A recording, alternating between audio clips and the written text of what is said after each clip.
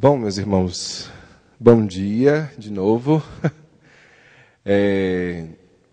Primeiramente, deixa eu conversar com vocês como é que chegou a esse momento aqui, agora de eu estar aqui de novo, né?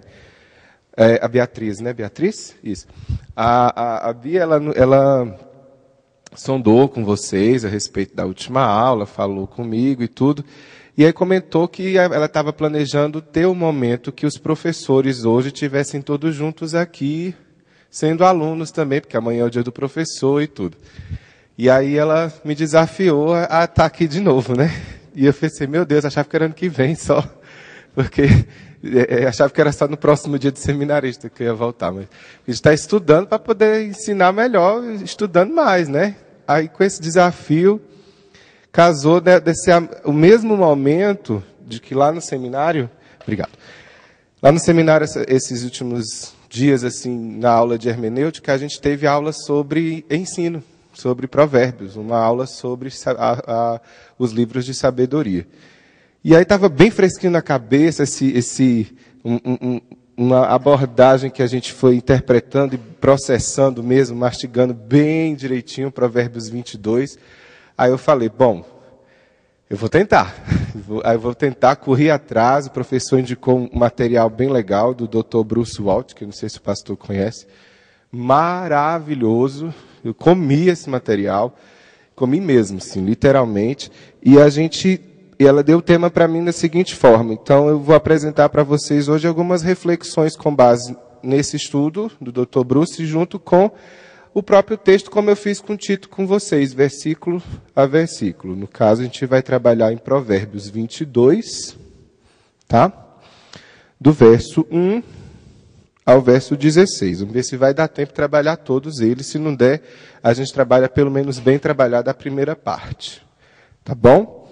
Então, o tema de hoje que ela foi dado para mim foi a importância do ensino a partir da escola dominical. E eu fiquei pensando assim, meu Deus, quais são os textos que eu poderia trabalhar com isso? Eu pensei, até falei com o pastor que podia trabalhar o papel do ensino de Barnabé na vida de Paulo, continuar com Timóteo e Tito. E aí eu fui pensando nisso e me lembrei realmente de Provérbios, que realmente é muito utilizado por nós, né, no nosso dia a dia, quando a gente trata de ensino, né? A gente lembra muito de Provérbios. Então, eu pensei em abordá-lo hoje com vocês, assim, exatamente no trecho que a gente normalmente memoriza quando a gente está com os nossos pequeninos, né? Que ensina a criança no caminho que ela deve andar, que quando for velho, jamais se desviará dele, né? E esse, inclusive, é o versículo que ele é o versículo-chave do trabalho de infância da IPB. A gente estudou em Sociedade Interna também esses dias, lá no seminário. E ele é o versículo-chave da Secretaria-Geral do Trabalho da Infância. Então, a gente está, assim, com essa motivação hoje. Então, vamos... uma informação inicial que eu quero dar para vocês é que, estudando sobre provérbios esses dias, agora passei a semana com isso na mente, no coração, processando isso, e a gente estudando, a gente descobriu que dos 930 ditos antigos que tem no livro de Provérbios, algumas pessoas, já cristãs mesmo, assim, eles registram que conhecem bem três desses ditos fortes do livro de Provérbios. Temer ao Senhor, está em Provérbios 1:7, confiar no Senhor e ensinar a criança no caminho em que deve andar. Então, em um dia dos professores amanhã, vamos caminhar um pouco sobre ensino a partir do livro de Provérbios. A gente só tem que ter o cuidado, né, que a promessa de que a criança não abandonará a educação que recebeu na infância, se a gente não tiver cuidado no estudo desse texto, onde ele está inserido, pode mais confundir que esclarecer. Eu vou tentar, não posso contar o coração dos irmãos agora em relação a esse momento. Então vamos fazer a leitura do trecho que a gente vai trabalhar hoje de manhã, e em seguida a gente continua depois de uma palavra de oração. Vamos lá, então. Provérbios 22, do 1 até o 16. Mais vale o bom nome do que as muitas riquezas, e o ser estimado é melhor do que a prata e o ouro. O rico e o pobre se encontram, a um e ao outro faz o Senhor. O prudente vê o mal e esconde-se, mas os simples passam adiante e sofrem a pena. O galardão da humildade e o temor do Senhor são riquezas e honra e vida. Espinhos e laços há no caminho do perverso. O que guarda a sua alma retira-se para longe deles. Ensina a criança no caminho em que deve andar, e ainda quando for velho não se desviará dele. O rico domina sobre o pobre, e o que toma emprestado é servo do que empresta.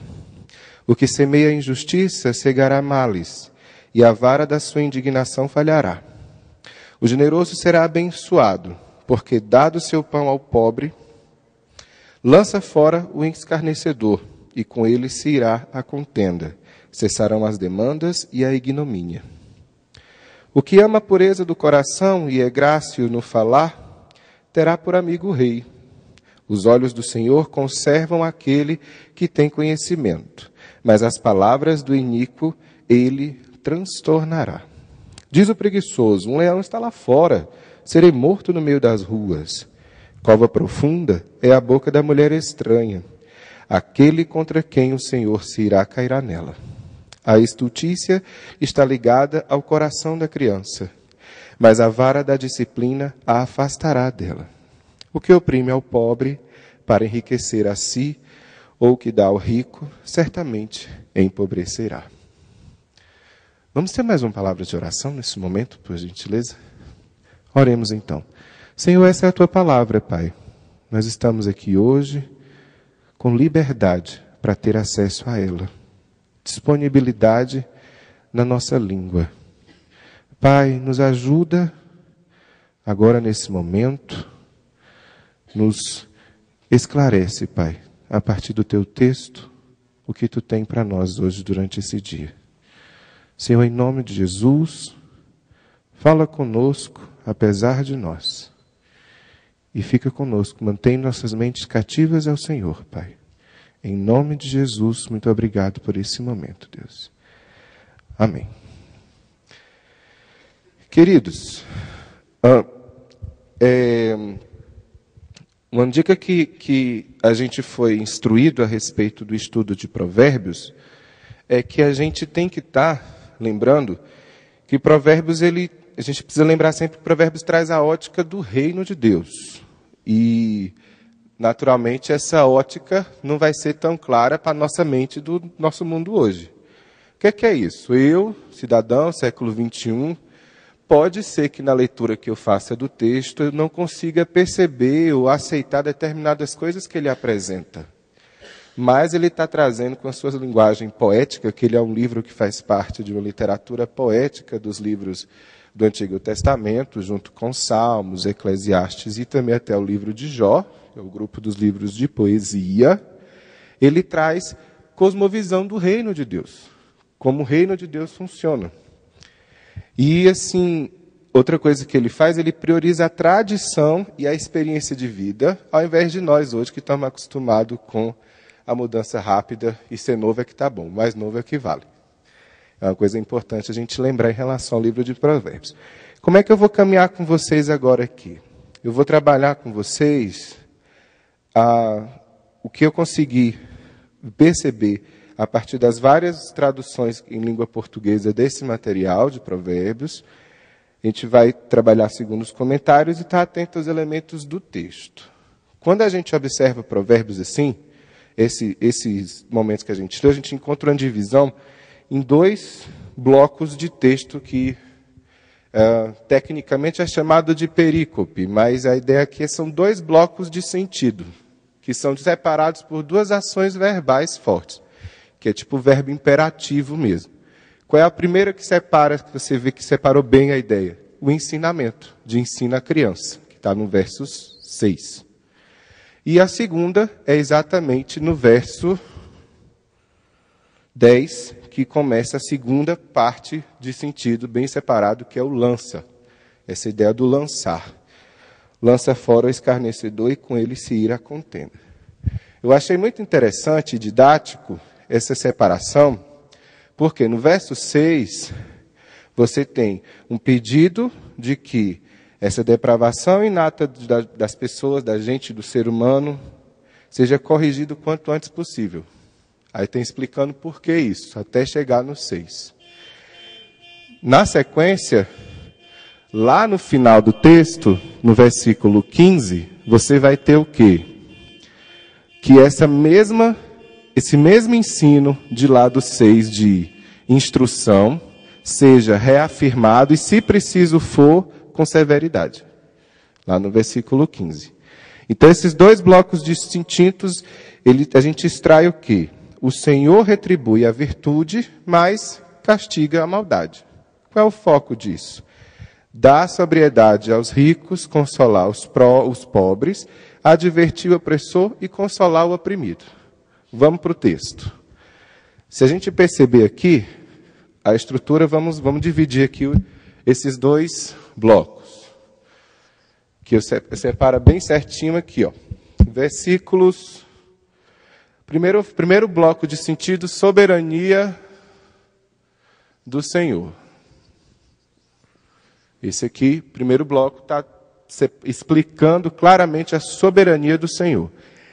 Didaticamente, o Dr. Bruce divide em três blocos, conectados com esse.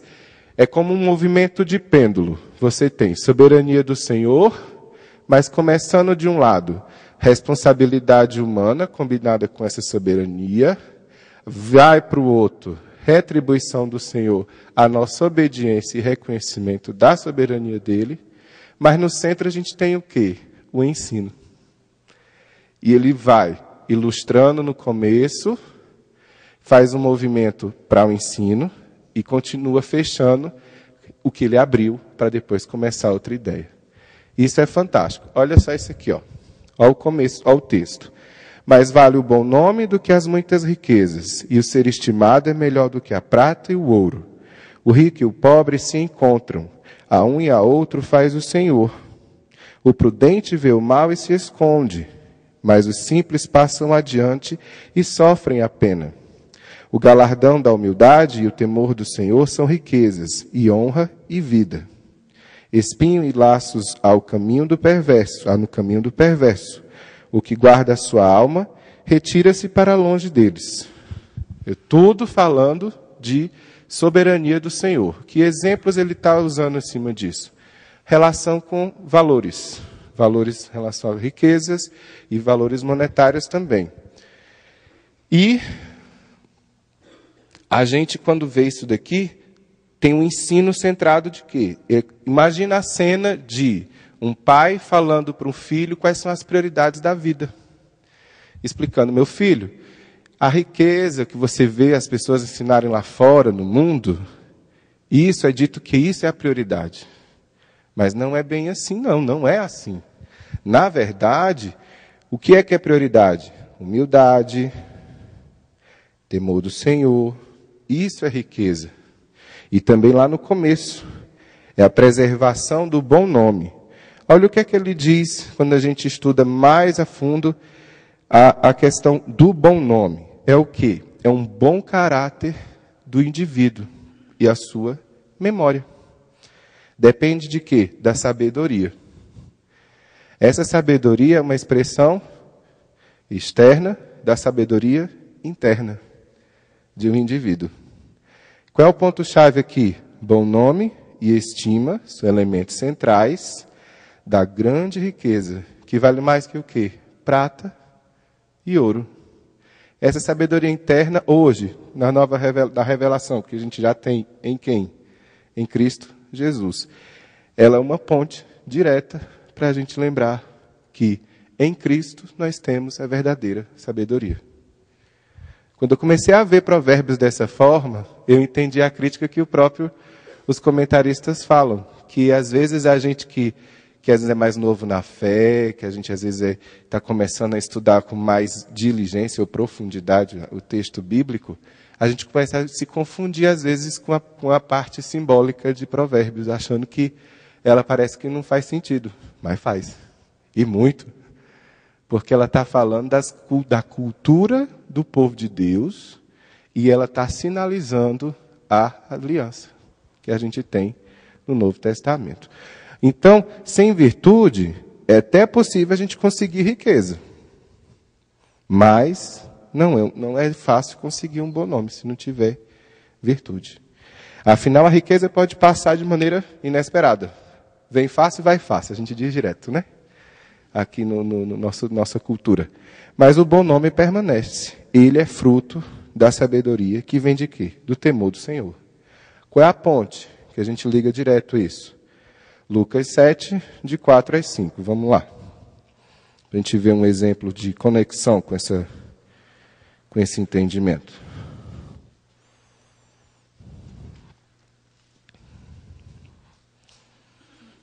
Lucas 7, 4 e 5. Estes, chegando-se a Jesus, com instância lhe suplicaram, dizendo: Ele é digno de que lhe faças isto, porque é amigo do nosso povo, e ele mesmo nos edificou a sinagoga. Então Jesus foi com eles. E já perto da casa, o centurião enviou-lhe amigos para da casa, para lhe dizer: Senhor, não te incomodes, porque não sou digno de que entres em minha morada. Então, aqui, em minha casa, na verdade, a gente vê que as pessoas buscando em Cristo a verdadeira fonte, né, da sabedoria. Um exemplo que a gente pode ter aqui também. Amigo do nosso povo, edificou a sinagoga. Então, no versículo 2, a gente tem até chegar na ideia do ensino lá, continuando o pêndulo ainda da explicação sobre a ironia de Deus sobre as riquezas. O rico e o pobre se encontram, a um e a outro faz o Senhor. Uma coisa importante no estudo de Provérbios, em relação à parte poética dele, é você lembrar que cada capítulo não é um provérbio só, é um conjunto de vários provérbios. Eu achei muito didático isso. Cada versículo que está ali, ou cada verso, não posso dizer, pastor, verso, versículo, é verso também, pode dizer, né? Ele chamou de verseto, eu achei esquisitíssimo isso. Isso, pronto, obrigado. Às vezes o pastor falou que às vezes realmente tem mais de um sentido dentro de um versículo só. E isso é muito, muito interessante. Porque você precisa ler e fazer costurar como se fosse uma coxa de retalhos, você pegar uma linha que costura mesmo. E o interessante é você ver que cada um são palavras e são gotas de sabedoria mesmo, juntando naquele contexto. Soberania de Deus sobre a riqueza. Então, ricos e pobres estão na mesma situação perante o Senhor. Estou no versículo 2 dizendo isso. Por exemplo, a gente tem aqui o alerta do sábio falando para o jovem, por exemplo, né? O rico e o pobre se encontram, a um e a outro faz o Senhor. O que significa isso, por exemplo? A gente pode abstrair daqui. Os ricos devem lembrar do jeito que eles tratam os pobres. Por quê? Porque a maneira que o rico trata o pobre, ele tem que lembrar que é a maneira como ele trata o Criador. A ideia do próximo. Os pobres devem lembrar que não podem desprezar, nem invejar, nem se revoltar contra o rico ou bajular o rico para conseguir alguma coisa. Por quê? Porque ele tem que considerar que o rico é criatura de Deus. Ambos foram criados pelo Senhor. Qual é o foco dos dois? Tanto o rico quanto o pobre devem ter em mente que o Senhor dá a riqueza e a pobreza e, por fim, Ele as redistribuirá conforme sua ordem moral. Quem vai fazer isso? Cristo. Então, isso é algo também que nos relembra outra ponte para Jesus. E aí acontece, a partir do versículo 3 até chegar a essa unidade do ensino, que está no versículo 5 e 6, paralelos de contrários. Aí você tem o sábio, astuto, faz isso. O ingênuo, que ele chama de estulto, também faz aquilo. Olha só, no versículo 3. O prudente vê o mal e se esconde-se. Mas o imprudente, os simples, passam adiante e sofrem a pena. Aí começa o que tem em Provérbios que é chamado de paralelismo. A gente, na nossa poesia, em língua portuguesa, a gente faz o quê? O que é que a gente vê Caju e Castanha que faz na televisão? Repente faz o quê? Rima. É uma característica da nossa poesia brasileira. Aí você tem outros tipos de poesia, por exemplo, minha terra tem palmeiras, onde canta o sabiá, as árvores que aqui gojeiam, não gojeiam como larro.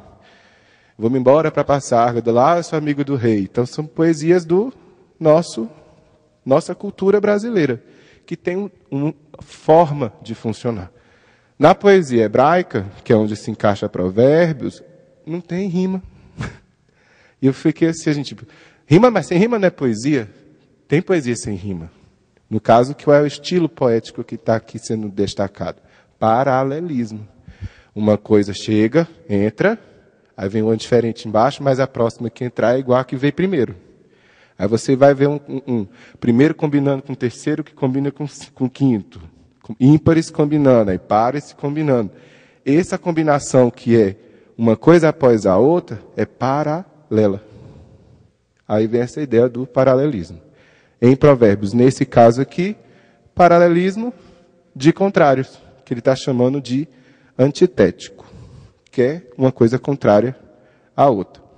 Aí você tem isso acontecendo em relação a tema, em relação que vem depois do que está proposto o tema, que é chamado de predicado, e as consequências. Olha só a analogia clara. Tema, quem está fazendo a ação? O prudente versus simples. O predicado, que vem depois. O prudente vê ligação com o mal como sendo uma infelicidade. Ele liga, claramente. Opa, não vou ali não, porque se eu for, vou me prejudicar. O ingênuo, ele passa adiante e leva a pena, sofre a pena.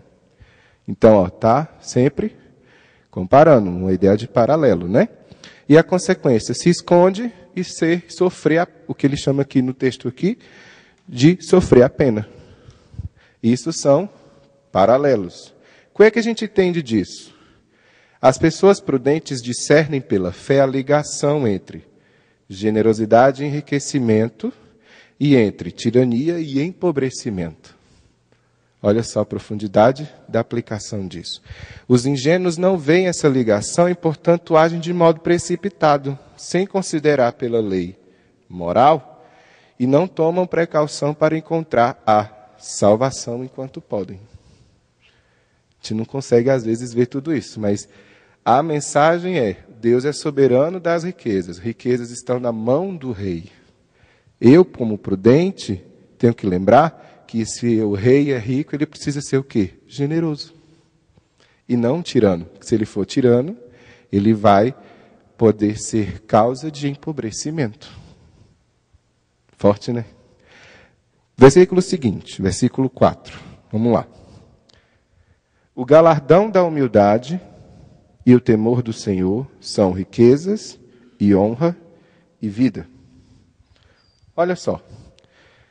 É um paradoxo. A pessoa que anda com humildade diante de Deus, ela vai encontrar honra entre as pessoas. Isso me lembrou do Sermão do Monte, imediatamente, assim. Bem-aventurados os humildes, porque deles é o reino dos céus. Vamos conferir para a gente não errar. Melhor que tem herdarão a terra e tem o Mateus 6. Mateus 5. Isso, Mateus 5.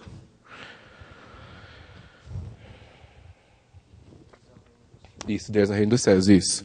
Mateus 5, 3. Mateus 5, 3 diz: Bem-aventurados os humildes de espírito, porque deles é o reino dos céus. Se eu sou humilde, filho do rei, andei diante dele com humildade, ele vai fazer o que comigo? Me exaltar. A ideia completamente oposta da lógica natural do acúmulo das riquezas, que é, quanto mais rico eu for, mais célebre vai ser meu nome, mais importante eu vou ser. Então, com base nesse entendimento da riqueza, que a gente só, lembrando, soberania do Senhor sobre a riqueza, responsabilidade humana final, ser humilde, né?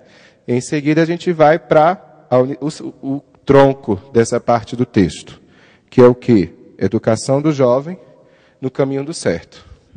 O pai vem falando, meu filho, Deus é soberano, o Senhor é o rei do ouro e da prata, mas ele nos ensina que, mesmo sendo seus filhos, precisamos ser humildes, não podemos nos ensoberbecer. Sabedoria caminha com humildade.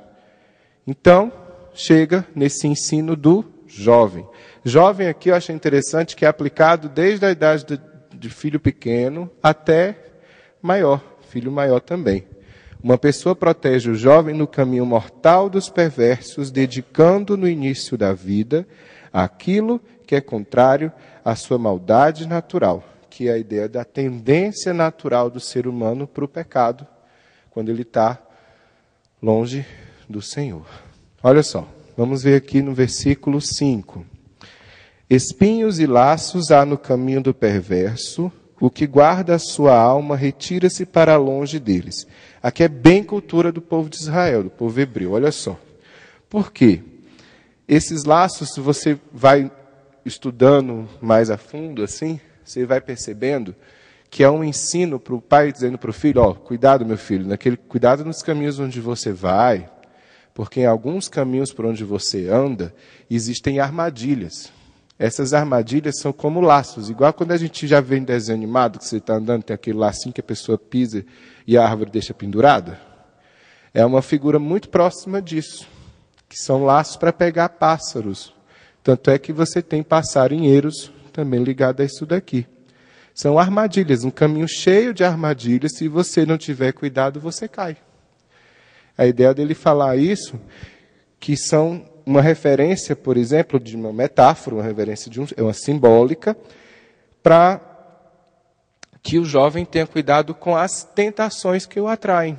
Tentações mesmo, sim, como a prostituição, ou sexualidade deturpada, fácil demais de se conseguir, que ele chama de prostituição mais na frente bem claramente, e o que ele vem tratando aqui, que é o dinheiro fácil. A ideia do que acumula fácil, também vai fácil. A pessoa moralmente degenerada, ela anda por um caminho cheio de armadilhas. Se você já tem alguma falha moral, você vai estar no caminho sempre muito tortuoso, é o que ele está querendo dizer. Já começou errado, vai ser muito difícil você não errar mais na frente, se você não tiver cuidado desde o começo. Então, isso é a ideia do laço aqui. Ficou bem mais claro quando você vê que era da cultura daquele povo, essa ideia do laço, né? No verso 6, quais são palavras que a gente tem que memorizar bem no verso 6? Vamos olhar ele de novo? No verso 6, ensina a criança no caminho em que deve andar, e ainda quando for velho, não se desviará dele. Ensinar, caminho, são palavras fortes aqui. Depois o ainda, que é o mesma coisa que mesmo, em outras traduções, e o quando. Vou falar dessas 4 palavrinhas nesse verso. Olha só, ensinar é a ideia de, presta atenção, é de uma vez? Não, é contínuo. Sempre. Dedicar-se continuamente no ensino, a ideia de consagração do seu filho, todos os dias comunicando os princípios de Deus, por onde ele deve andar. Caminho, contexto e conduta da pessoa. Seu caminho deve ser esse aqui. Quando você fala para um filho, eu acho que você devia caminhar diferente, hein? Você devia tomar esse caminho, porque tomar uma postura diferente daquela que ele está tomando, que está caminhando para o lado errado. Você quer que ele vá pelo lado certo. E qual é a sugestão aqui? Iniciação moral e religiosa do jovem deve ser orientada desde cedo, para poder contrabalançar o seu caminho insensato. O que é que a gente vê Jó fazer com os filhos? Orar por eles, pedindo perdão a Deus até pelos pecados que eles ainda vão cometer. Isso marcou demais quando eu vi isso em Jó. Então, o que é que a gente deve fazer com os nossos filhos aqui? Ensinar para eles, até quando eles não estão querendo nem ouvir, mas você tem que falar mesmo. Por quê? Deve começar muito cedo ele entender qual é o caminho por onde ele deve andar, qual é a conduta que ele deve tomar. Porque essa instrução e essa disciplina é papel nosso, de pais, que somos, na relação com eles, os tidos como sábios, né? Então, isso não pode ser negado para os nossos filhos, não pode ser negado para os nossos jovens. Agora as palavrinhas ainda e quando. O ainda, ou em outras traduções aparece como mesmo, ele ajuda a evitar o erro de interpretação que pode haver de falha moral entre dedicação na infância e na velhice. Ensina. Ensinou só uma vez, acabou? Quando ele vai lembrar só depois, né? Quando estiver lá adulto, vai lembrar do que aprendeu na infância? Não. A ideia do ainda é exatamente assim, que ele está reforçando a continuidade. Porque ainda quando for velho, vai se lembrar. E quando há duas situações contemporâneas na segunda parte do versículo. Quando ele se tornar velho e não se desviará do que é propósito do Senhor, que foi falado no início. Toda essa iniciativa do ensino aqui, moral original do educador, do pai, dos pais, ela tem um efeito positivo permanente sobre a pessoa, mesmo que isso não expresse ainda toda a verdade do processo que a gente está estudando aqui. Então é assim, é você ver um pai falando do contexto social antes e incutindo ali, inculcando na cabeça, ensinando mesmo na cabeça do seu filho o que é princípio do reino e o que não é, e depois dizendo um reforço, ensina. Aí vem uma palavra de reforço que dá uma ordem. Eu venho explicando no versículo 1, versículo 2, versículo 3, versículo 4 e 5, explicando, contextualizando. A ordem, ensina. Aí você fecha um raciocínio. Por quê? Porque o Senhor pune o rico, tirano, soberbo, mas recompensa o generoso. Certo? Que é o que a gente vai ver no verso 7 a 9. Olha aqui no verso 7. O rico domina sobre o pobre e o que toma emprestado é servo do que empresta. Olha esse provérbio aqui, o que é que diz? Trabalhando nessa ideia de que tem vários dentro do mesmo capítulo, né? Verso 7. Qual é o tema aqui? A virtude e a riqueza. O foco é que devemos ter cuidado com a distribuição desigual da riqueza. E começa falando do rico e falando sobre o pobre. Sempre isso, essa ordem, para entender essa ordem social também, inclusive. O versículo 7, ele rejeita o domínio tirano do rico sobre o pobre. Então, a cobrança de juros é escravizadora. Não é uma lei social criada por Deus. Aqui vai a aplicação social direta do texto, falando da época em que era natural você ver isso. Pessoas serem escravas porque não conseguiam pagar suas dívidas, eram vendidos como escravos e tudo. Porque isso é uma que eles chamam de ganância depravada social. Então ele deve ser considerado junto com o que vemos lá em Deuteronômio, com Israel concedendo empréstimo como sinal de prosperidade de Deus e tomando empréstimo como sinal de ausência da bênção de Deus. Isso é um reforço de um ensino de equilíbrio, bom senso e cuidado como você lida com as riquezas. É uma ideia bem clara em relação a isso. Olha o versículo 8. O que semeia a injustiça cegará males, e a vara da sua indignação falhará. O que a gente tem aqui? Há uma ligação clara entre ideia e consequência. Um ato e suas consequências. Aqueles que abusam do poder, no final, segundo a distribuição divina, a retribuição divina, ficarão inteiramente e eternamente decepcionados. A tese desse ensino é esse. De novo, o que semeia a injustiça cegará males. Olha de novo o pêndulo e paralelo. Se você faz uma coisa, a consequência é aquela. tem consequência o que a gente faz. Isso é, literalmente, às vezes a criança não faz, o jovem não faz uma coisa achando, dá nada. Dá sim. O que semeia injustiça, colherá, né, cegará males. E a vara da sua indignação falhará. No 9º, que é esse de novo agora, a gente está no outro bloco do texto, que é a punição do Senhor. Aqui no primeiro bloco de cá, foi soberania sobre as riquezas, falando sobre melhor é ter um bom nome do que acumular tesouro. É a ideia do que a gente viu aqui. O segundo bloco que ele divide é a relação à punição do Senhor quanto à ganância depravada. Aí ele vai falando no versículo 9. O generoso vai ser abençoado, será abençoado, porque dá do seu pão ao pobre. O ganancioso perde sua propriedade e seu poder. Quem quer ter demais, perde. Generoso, ele participa de um ciclo de riquezas intermináveis. É aquela cultura popular de, se eu dou, mais cedo ou mais tarde volta para mim. A ideia do popular em cima disso, né?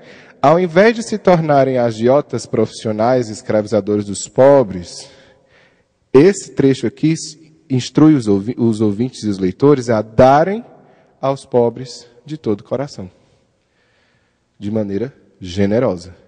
É um ensino para sermos generosos. Então, é a ideia de riqueza e instrução moral. Ele está fazendo exatamente a divisão do que vai vir a seguir no próprio capítulo, nesse bloco de texto. E está dividindo. Até aqui você aprendeu que Deus é soberano da riqueza, meu filho. Então, por isso, o caminho que você deve andar é esse.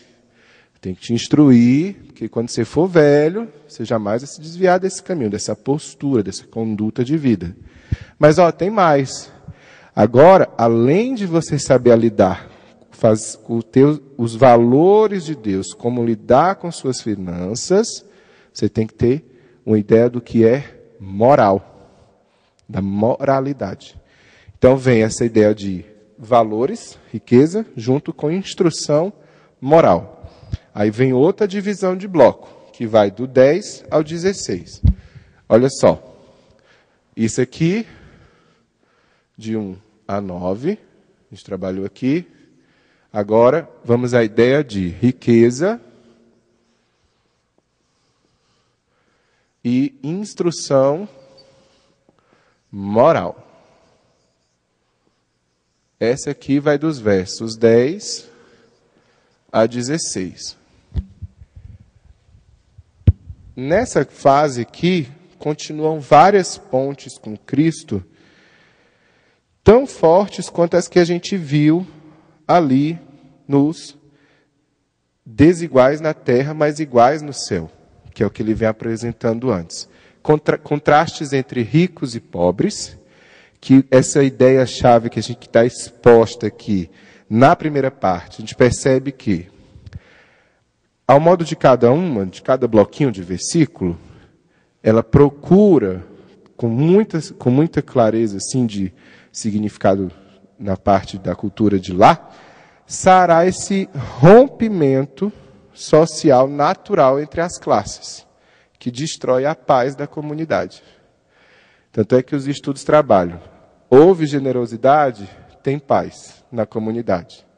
Houve ganância depravada, não tem paz na comunidade. É uma coisa da época que ele está trazendo para nós. E aí ele é uma ponte de clara com Cristo, claramente, porque é Cristo que vai nos unir, e é Cristo que já nos uniu na cruz. Não somos mais diferentes. Então, uma ideia desiguais na terra, mas o que no céu? Iguais. É já algo apontando lá para Cristo. E aqui, na segunda parte, nós temos o quê? Ele tem uma introdução, o que ele chama, a divisão que foi feita, muito didática, se ele falou. Tem uma introdução, Ele tem um corpo, ou cerne, centro, ideia central, e uma conclusão. Nessa segunda parte do texto. A introdução é o ensino sobre amigo do rei, quem são os amigos do rei. O centro é sobre, de novo, outro paralelo de contraste, ao invés de ser rico e pobre, agora é o preguiçoso, com o discurso do preguiçoso, e os perigos são advertências contra o perigo. São tipo, cuidado, aí tem o preguiçoso e a mulher infiel, que é a ideia de prostituição. E a conclusão, de novo, retomando riqueza, instrução moral, conectando com a bênção do Senhor sobre o generoso. Então aqui vem a bênção sobre o generoso. É como se o texto fizesse assim. Você tem o centro de ensino, mais alerta, e os outros versículos apontando para isso e se fechando num grande ciclo que tem esse eixo central. Entenderam? Você vê princípios que são diretamente relacionados, conectando como um paralelo, mas apontando para esse eixo central de ensino e alerta moral. Vamos lá. Versículo 10. Lança fora o escarnecedor, e com ele se irá a contenda, cessarão as demandas e a ignomínia. Aqui no versículo 10, nós temos o quê? A partir do versículo 10 já. O pai deve reforçar o ensino ao filho acerca do pecado, da estultícia. Estultícia é a tendência natural humana nossa para o erro, para o pecado. Foi o que eu consegui abstrair desse termo que eu nunca tinha visto na vida direito, esse estultícia. Aí tem o estulto também, a ideia do pendendo para o pecado, a natureza adâmica. Então, reforçar o ensino disso para o filho, com base na preguiça e na promiscuidade, explicando com exemplos práticos.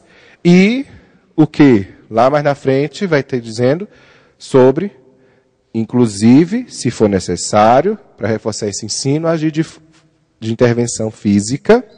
Por quê? Tem que ficar claro para que nesse texto por si. É a importância do ensino e a natureza nossa, humana, como pecaminosa. Os cuidados que nós devemos ter, as prioridades que nós damos para as coisas da nossa vida, porque somos naturalmente tendentes ao pecado. Isso é que está bem evidente no texto. No versículo 10 ele diz, os reis expulsam os escarnecedores porque perturbam a paz. Mas eles acolhem os puros porque eles promovem a paz. É uma ideia de amigos do rei é quem é bem-vindo. No ajuntamento é quem promove a paz, quem é puro de coração. Então a ideia no versículo 11 agora, vamos olhar o versículo 11. O que ama a pureza do coração e é graço no falar, terá por amigo o rei. Quem entrará, tem até uma música que a gente canta, Senhor, quem entrará no santuário para te adorar, aquele que é limpo de mãos e puro de coração. É outra poesia que a gente encontra em Salmo 24. Então essa ideia da pureza de coração se refere à pessoa regenerada, não à natural. Ela é colocada em primeiro lugar para proteger o discurso de ser apenas uma fachada. Aqui é outra ponte para Cristo. Aonde? Vamos ver ali Mateus 12, 33 e 34.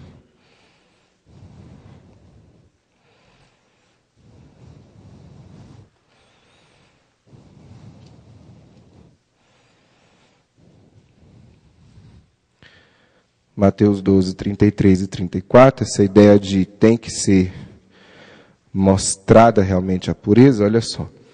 Ou fazer a árvore boa o seu fruto bom, ou a árvore má o seu fruto mau, porque pelo fruto se conhece a árvore. Raça de víboras, como podeis falar coisas boas sendo maus? Porque a boca fala do que está cheio o coração. Então, se você ama, meu filho, a pureza do coração, e é gracioso no falar, fala bem, fala puramente, você vai ter por amigo o rei. Isso é a ideia de um discurso atraente e repelente. O discurso atraente é vindo de um coração puro. Interfere direto na nossa prática de um exemplo de evangelização. Aqui. Um exemplo claro. Você só consegue ser um cristão atraente, no sentido de ser instrumento de Cristo para anunciá-lo e as pessoas se sentirem atraídas para o reino a partir do seu exemplo de vida, se tiver o coração puro. E isso o rei aceita como amizade. E um rei a gente pode, metaforicamente aqui também, já lembrar do próprio nosso Cristo, nosso Rei Deus também, Rei e Senhor. Versículo 12.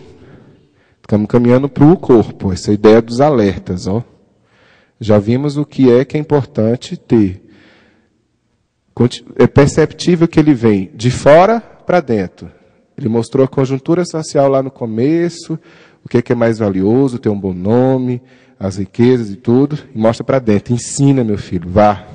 O caminho é esse, a postura a ser tomada é essa. Aqui de novo, no segundo bloco, ó. Se você fala bem, é gracioso no falar, é puro de coração, isso significa que você é amigo do rei, que você faz parte da família do Senhor. Olha só o versículo 12. Os olhos do Senhor conservam aquele que tem conhecimento, mas as palavras do iníquo ele transtornará. O Senhor preserva a verdade e subverte as palavras traiçoeiras. Quando vem para a luz, tudo se esclarece. O que for de Deus é permanente, é preservado. O que não for é subvertido. Isso é tido como um dito real. Isso é um estímulo para o jovem obedecer o ensino fiel, sem confiar em falsas doutrinas. Aí você vai ver, de novo, os antônimos e os paralelos. Os paralelos de contrários, de novo. Ressaltando causa e consequência. No versículo 13 você tem: diz o preguiçoso, um leão está lá fora, serei morto no meio das ruas. Cova profunda é a boca da mulher estranha, no 14. Aquele contra quem o Senhor se irá cairá nela. Outro paralelo. Preguiçoso, palavras traiçoeiras.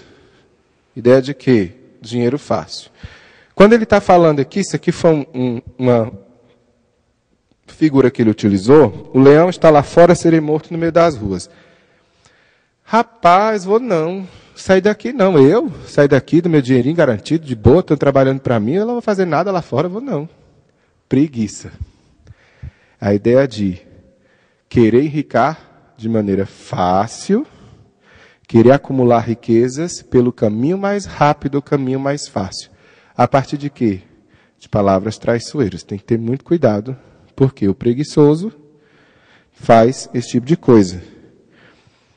E ele diz, serei morto, eu não vou me esforçar, não vou fazer minha parte, não vou trabalhar, não vou trabalhar. Ele está exatamente ensinando para o filho, meu filho, não inventa subterfúgio, não inventa desculpa para não trabalhar, não, que não cola não no reino, não. Trocando em miúdo é mais ou menos isso. Não vai inventar que tem leão, que tem cobra. Vai trabalhar, meu irmão. A ideia mais ou menos que eu consegui abstrair para mim foi essa mesmo, assim. Que é fantasia e manipulação. É você inventar alguma coisa para não fazer o que é certo. Você não tem que ter cuidado no que você fala, você não tem que ter cuidado na palavra que você empenha. Não pedir dinheiro emprestado, então vai pagar o dinheiro que você pediu emprestado, vai trabalhar. Mais ou menos esse tipo de ensino a gente pode tentar ver daqui. Agora, no 14, cova profunda, essa ideia de boca da mulher estranha, cova profunda, boca da mulher estranha. Palavras como cova profunda, boca, mulher estranha, aquele contra quem é o Senhor, aquele contra quem o Senhor se irá, cairá nela, são ideias que se juntam bem em cima de quê? Prostituição, promiscuidade, também é uma tentação para a juventude. Por quê? Vem com a palavrinha traiçoeira, vem com aquela sedução de mentira, parecendo atrativa, mas é o quê? Mortal. É tão forte que tem estudos que dizem que essa cova profunda é exatamente mesmo ali o ato sexual em si. Tem gente que fala disso aqui, de estudos que dizem isso. Para o jovem ter cuidado, não vai não, cai nessa não, filho. Tem volta mais não. Que ele está tentando trazer o quê? Cuidado sobre desejos da juventude. E é uma ponte que a gente vê aqui direto com o ensino que a gente estudou aí da classe do pastor em Timóteo. Olha só, 2 Timóteo 2, 22. Você vê. 2 Timóteo 2, 22. Olha o alerta de Paulo para Timóteo. Foge, de novo, ó, 2 Timóteo 2, 22. Vou esperar o pessoal chegar para a gente ler junto. Olha só o alerta. Foge outro sim das paixões da mocidade, segue a justiça, a fé, o amor e a paz, com os que de coração puro invocam o Senhor. Não é uma coisa fora da realidade do jovem. Desde de antigamente, do Antigo Testamento, a época da velha aliança, para a nova aliança também. Quais são os motivos que esse ensino aqui traz de alerta contra a promiscuidade? Imoralidade sexual é o julgamento de Deus sobre os infiéis. Quem cai nessa armadilha? Quem é ingênuo ou imprudente. O que é que o imprudente faz quando está lá na frente aqui? Ele paga o quê? Os simples passam adiante e sofrem a pena.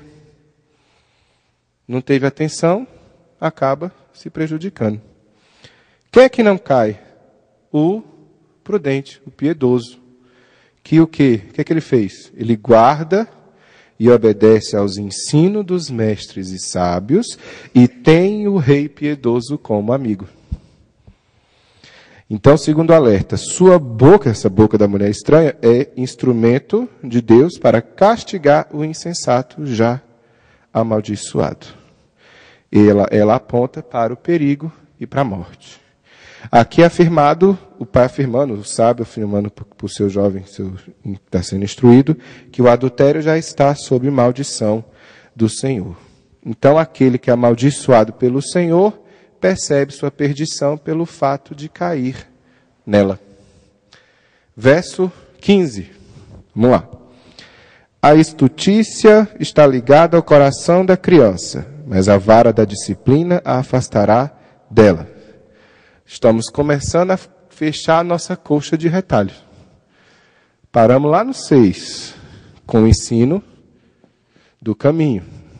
Aí fizemos uma contextualização da riqueza, falando do perigo, de que é amar o dinheiro, ao invés de amar a verdade. Chegamos no ensino da postura que a criança tem que tomar, que é a postura reta segundo o desígnio do Senhor. Agora no 15, reforçou de novo, ensine firme. Mas, se for necessário, intervenha fisicamente. É para espancar o menino? Não. Aqui é o seguinte, a criança e o jovem que está em processo de formação, pessoal aí, teens e etc., é o quê? Naturalmente a gente é tendente para o mal. Se não for Cristo, se for a graça de Cristo, Espírito Santo de Deus em nós, a gente vai se arrebentar todinho. É isso que ele está dizendo. A ideia do se prejudicar. Inclinação, por quê? O que é que ele está tentando explicar para o filho? Querido, a riqueza, o brilho do ouro, a tentação de ter aquele ouro todo, os tesouros e tudo, está muito perto. A inclinação para isso é fácil. Mas a inclinação também para a promiscuidade é fácil. Então, continua, meu filho. Segue no caminho correto, para que mais, se precisar, eu vou ter que utilizar para você uma vara para te voltar para o caminho correto. É igual a boi andando na estrada. Você tem que pegar e tanger o boi de volta, se o boi se perde, morre. Nos mata-burro. Quem é dono de fazenda sabe o que é isso. Então, é começando um fechamento de conexão com a ideia central de ensinar, e é importante ensinar o valor do reino de Deus. Então, lembra disso. Qual é o versículo 15 dizendo? Essa tendência natural de inclinação para o mal está ligada ao coração da criança. Infelizmente, gente, Adão pecou, nós estamos nessa. Mas a vara da disciplina afastará dela. Essa disciplina que não é clara no texto aqui, para mim, não é clara que é o Tabef, não é isso que eu estou vendo. Não, claramente isso. Se preciso for intervir fisicamente. Mas os nãos, isso é a ideia do não também. O não tem que ser dito para, opa, não, volta, caminha, vai. Entendeu? Então, no verso 16, ele faz o fechamento de novo, conectando a ideia que ele abriu falando de preservação do bom nome como sendo mais importante que preservação do testemunho, do bom nome, da sua postura, é mais importante que as riquezas. E ser estimados, lembrado, a ideia de memória, né? É melhor que a prata e o ouro. E ele fecha no 16. O que oprime ao pobre para enriquecer a si, ou o que dá ao rico, certamente empobrecerá. O que é que ele diz aqui? Fechamento tomou com a abertura de novo, mesmo tema da abertura, encerrou dizendo: o Senhor é soberano sobre os ricos e pobres. Mas é importante se lembrar o quê? Ainda do 15. Para proteger os jovens da maldição divina de serem lançados à prostituição, promiscuidade, o pai deve discipliná-los com severidade, com firmeza, a fim de remover deles, pela graça, né? A sua tendência à iniquidade, ao mal. O pai não deve subestimar a dificuldade de sua tarefa, pois ele luta contra uma perversidade inata e obstinada. Aí o que a gente tem no 16? O rico faz um elo direto com o versículo 1. Aquele que oprime e aquele que engrandece a si mesmo, as duas coisas, sofrem perda inesperada daquilo que é essencial para a vida. O que é essencial para a vida? Vamos ver aqui. Só conferir antes, eu digo para vocês. Está acabando já. Lucas 14, 12 e 14.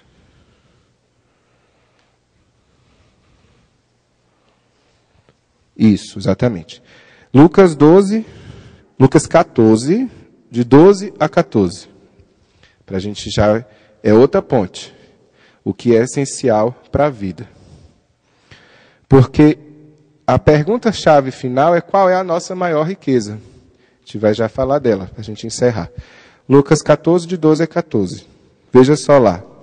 Disse também ao que o havia convidado: quando deres o jantar ou uma ceia, não convides os teus amigos, nem teus irmãos, nem teus parentes, nem vizinhos ricos, para não suceder que eles, por sua vez, te convidem e sejas recompensado. Antes, ao dares um banquete, convida os pobres, os aleijados, os coxos e os cegos, e serás bem-aventurado pelo fato de não terem eles com que recompensar-te. A tua recompensa, porém, tu a receberás na ressurreição dos justos. A mesma ideia, Senhor soberano entre ricos e pobres, e iguais no céu, diferentes na terra, mas iguais no céu. Então, lições finais que a gente tem. Qual é a nossa maior riqueza? O que vocês acham que é Cristo? É Cristo, porque servir a Jesus é galardão. Você vai ver lá em Mateus 12, 42, você vê assim também uma lembrança dessa mesma máxima, assim. Aqui em Mateus 12, 42. Que a sabedoria, a maior das riquezas é a sabedoria. Sabedoria interna vem de Cristo. A sabedoria que a gente está aqui. A gente consegue em Cristo. E essa sabedoria, no próprio livro de Mateus, no Evangelho de Mateus, a gente vê que a rainha de Sabá, foi buscar Salomão porque soube da sabedoria de Salomão. Olha o que o evangelista diz. A rainha do sul se levantará no juízo com esta geração e a condenará, porque veio dos confins da terra para ouvir a sabedoria de Salomão. E eis aqui está quem é maior que Salomão. Quem é maior que Salomão? Jesus. Servir a Jesus é humildade. Servir a Jesus é temor do Senhor. Em Cristo, nossos valores são 100% transformados. Ele é Senhor da riqueza e transforma a nossa relação com a riqueza. Ele é Senhor do testemunho, Ele é Senhor de toda o ser, de toda a generosidade, a identidade.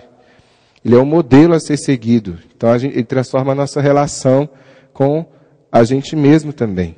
E também Ele refaz nossas prioridades, porque é a prudência para seguir no caminho. Isso são relação com as nossas emoções. E nele subsistem todas as coisas. Isso é uma coisa que a gente vê claramente nesse texto. Que Ele nos ajude, ilumine a permanecermos firmes no seu caminho, guardando os ensinos adquiridos pelo esse estudo de sua palavra e comunicando a quem ainda não conhece. Que a gente consiga falar e reconhecer realmente como é importante o ensino na escola dominical. Que se não fosse esse ensino, a gente, no estudo da palavra, a gente não consegue cada vez mais ser convidado a continuar firme nessa postura que é o caminho por onde a gente deve andar, que é o caminho do Senhor. Espero que vocês tenham entendido. Foi passo a passo. Se tiver dúvida, fique à vontade. Pode perguntar. Tem irmão lá atrás. Tem senhora?